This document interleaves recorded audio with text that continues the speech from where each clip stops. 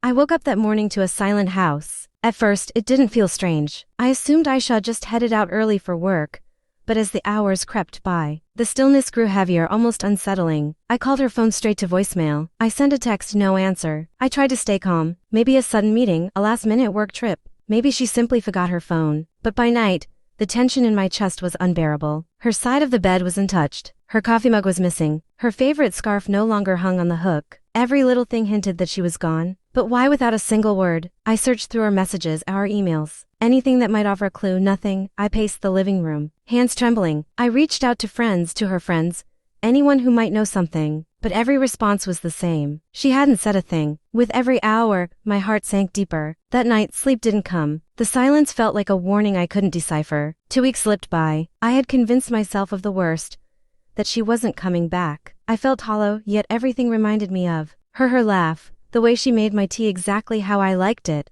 Then my phone rang from an unknown number. I picked up cautiously. Hello, hi, this is Zane, a steady male voice said. Yes, who is this? My stomach tightened. I'm calling about Aisha. I think you should know. My heartbeat quickened. What about her? He hesitated, choosing his words. I'm her boyfriend. We've been together for some time. She moved in with me when she left. I just felt you deserved to hear it directly.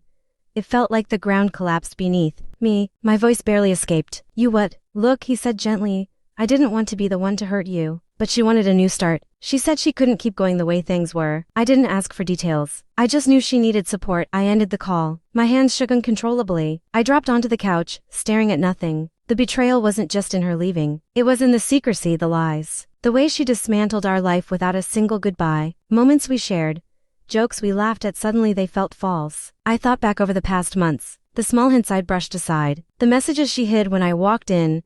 The sudden late nights. The chill in her tone she blamed on stress. I had explained everything away, convinced myself I imagined it. But now the truth was undeniable. I walked through the house, touching the things she hadn't taken photos. Books, little notes on the fridge. Each object felt heavier, a reminder of broken trust. I realized grief wasn't just sadness. It was rage, disbelief, humiliation, and longing all knotted together. Friends reached out. A counselor helped me sort through the emotional chaos. Every session drained me, but slowly something became clear. Her decisions were hers alone, and her betrayal didn't define my worth. Weeks turned to months. I cleaned the house, packed her belongings, reclaimed the spaces that had felt hollow. I poured myself into work, hobbies, friends, and most importantly, into rebuilding myself. The pain lingered, but it no longer ruled me. Then one evening she called. Her voice was shaky, apologetic, trying to explain, to justify, to reach back into my life. I listened quietly as memories of hurt flashed through my mind. I'm sorry, Aisha said softly. I just needed something different. I inhaled slowly. I hear you, I replied. But I've already found my own path. That was the last time we spoke. I realized closure didn't come from her explanations. It came from my acceptance. I had endured the lies, the abandonment, the heartbreak, and surviving it gave me strength, clarity, and the courage to trust myself again.